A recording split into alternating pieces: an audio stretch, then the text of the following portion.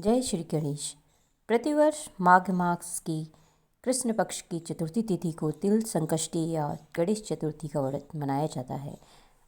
संकट चतुर्थी के दिन महिलाएं सुख, सौभाग्य, संतान की समृद्धि और सर्वत्र कल्याण की इच्छा से प्रेरित होकर व्रत रखती हैं। वैसे तो हर महीने की कृष्ण पक्ष चतुर्थी गणेश चतुर्थी कहलाती है, लेकिन माघ मास की चतुर्थी तिल संकटा चौथ कहलाती है। इस दिन श्री गणेश जी की पूजा की जाती है और तिल के लड्डू चढ़ाए जाते हैं। अलग अलग राज्यों में अलग अलग प्रकार के तिल और गुड़ के लड्डू बनाए जाते हैं। तिल के लड्डू बनाने हेतु तिल को भूनकर गुड़ की चाशनी में मिलाया जाता है। फिर तिलकुट का पहाड़ बनाया जाता है। तत्पश्चात गणेश पूजा करके तिलकुट के पहाड़ को तोड़ा जाता है। अब है तिल चौथ की कहानी। एक शहर में देवरानी जेठानी रहती थी। जेठानी अमीर थी और देवरानी गरीब थी। देवरानी गणेश जी की भक्त थी। देवरानी का पति जंगल से लकड़ी काट कर बेचता था और अक्सर बीमार रहता था। देवरानी जेठानी के घर का सारा काम करती और बदले में जेठानी बचा हुआ खाना, पुराने कपड़े आदि उसको दे देती। इसी से देवरानी का परिवार चल रहा था। माघ महीने में देवरानी ने तिल चौथ का व्रत किया। 5 आने का तिल व गुड़ लाकर तिलकुट्टा बनाया। पूजा करके तिल चौथ की कथा की और तिलकुट्टा छीके में रख दिया और सोचा कि चांद उगने पर पहले तिलकुट्टा और उसके बाद ही कुछ खाएगी। कथा सुनकर वह जेठानी के यहाँ चली गई। खाना बनाकर जेठानी के बच्चों से खाना खाने को कहा तो बच्चे बोले, माँ ने व्रत किया है और माँ भूखी है, जब माँ खाना खाएगी तब ही हम भी खाएंगे। जेठ जी को खाना खाने को कहा तो जेठ जी बोले, मैं अकेला नहीं खाऊंगा, जब चांद निकलेगा तब सब खाएंगे तो मैं भी खाऊंगा। जेठानी ने उसे कहा कि आज तो किसी ने अभी तक खाना नहीं खाया, तुम्हें कैसे दे दूँ, तुम सुबह सवेरे का ही बचा हुआ खाना ले जाना। देवरानी के घर पर पति बच्चे सब आस लगाए बैठे थे कि आज तो त्यौहार है, इसलिए कुछ पकवान आदि खाने को मिलेगा। परंतु जब बच्चों को पता चला कि आज तो रोटी भी नहीं मिलेगी तो बच्चे रोने लगे। उसके पति को भी बहुत गुस्सा आया। कहने लगा, सारा दिन काम करके भी 2 रोटी नहीं ला सकती तो काम क्यों करती है। पति ने गुस्से में आकर पत्नी को कपड़े धोने के धोवने से मारा। धोवना हाथ से छूट गया तो पाटे से मारा। वह बेचारी गणेश जी को याद करती हुई रोते रोते पानी पी के सो गई।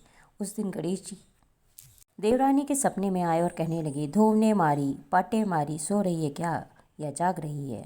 वह बोले, कुछ सो रही हूँ, कुछ जाग रही हूँ। गणेश जी बोले, भूख लगी है, कुछ खाने को दे।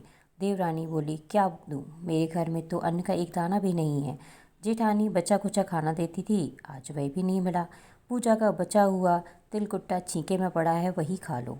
तिलकुट्टा खाने के बाद गणेश जी बोले, धोवने मारी, पाटे मारी, निमटाई लगी है, कहाँ निमटे। वह बोली, यह पड़ा घर, जहाँ इच्छा हो वहाँ निमट लो। फिर गणेश जी बच्चे की तरह बोले, अब कहाँ पहुँचूँ। तो नींद में मग्न अब देवरानी को बहुत गुस्सा आया कि कब से तंग किए जा रहे हो। सो बोली, मेरे सर पर पूछो और कहाँ पूछोगे। सुबह जब देवरानी उठी तो यह देखकर हैरान रह गई कि पूरा घर हीरे मोती से जगमगा रहा है। सिर पर जहाँ विनायक जी पोछनी करके गए थे वहाँ हीरे के टीके व बिंदी जगमगा रहे हैं। उस दिन देवरानी जेठानी के यहाँ काम करने नहीं गई। बड़ी देर तक राह देखने के बाद जेठानी ने बच्चों को देवरानी को बुलाने भेजा। जेठानी ने सोचा कल खाना नहीं दिया, शायद इसीलिए देवरानी बुरा मान गई। बच्चे बुलाने गए, बोले, चाची चलो, माँ ने बुलाया है, सारा काम पड़ा है। तो देवरानी ने जवाब दिया, अब उसकी ज़रूरत नहीं है, घर में सब भरपूर है गणेश जी के आशीष से। बच्चों ने घर जाकर माँ को बताया कि चाची का पूरा घर तो हीरे मोतियों से जगमगा रहा है। जेठानी दौड़ती हुई देवरानी के पास आई और पूछा कि यह सब कैसे हुआ।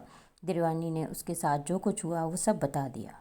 घर आकर जेठानी अपने पति से बोली कि आप मुझे धोवने और पाटे से मारो। उसका पति बोला कि भली मानस, मैंने कभी तुम पर हाथ नहीं उठाया, मैं तुम्हें धोवने और पाटे से कैसे मार सकता हूँ। वह नहीं मानी और जिद करने लगी। मजबूरन पति को उसे मारना पड़ा। उसने ढेर सारा घी डालकर चूरमा बनाया और झींके में रखकर सो गई। रात को चौथ विनायक जी सपने में आए और कहने लगे, भूख लगी है, क्या खाऊं।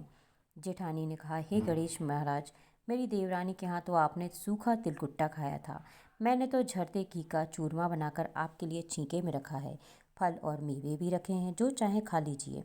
बाल स्वरूप गणेश जी बोले, अब निपटें कहा। जेठानी बोली, उसके यहाँ तो टूटी फूटी झोपड़ी थी, मेरे यहाँ तो कंचन से महल हैं, जहाँ चाहो निपटो। तब गणेश जी ने पूछा, अब पोंछूं कहाँ। तो जेठानी बोली, मेरे ललाट पर बड़ी सी बिंदी लगाकर पोंछ लो। धन की भूखी जेठानी सुबह बहुत जल्दी उठ गई।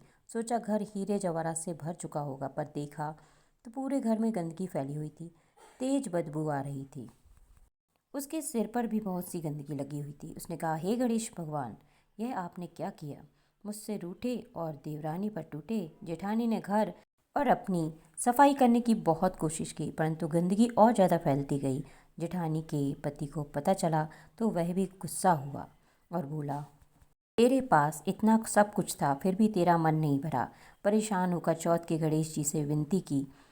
गणेश जी ने कहा, देवरानी से जलन के कारण तूने जो किया वह उसी का फल है। अब तू अपने धन में से आधा धन उसे दे देगी, तभी यह सब साफ होगा। उसने अपना आधा धन बांट दिया, किंतु मोहरों की एक हांडी चूल्हे के नीचे गाड़ रखी थी।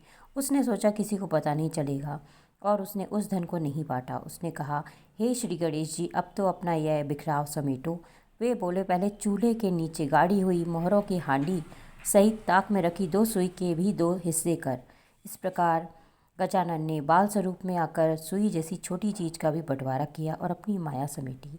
हे गणेश जी महाराज, जैसे आपने देवरानी पर कृपा की वैसे सब पर कृपा करना। कहानी कहने वाले, सुनने वाले व हुंकारा भरने वाले सब पर कृपा करना, किंतु जेठानी को जैसी सजा दी वैसी किसी को मत देना। बोलो गणेश महाराज की जय। बोलो चौथ माता की जय।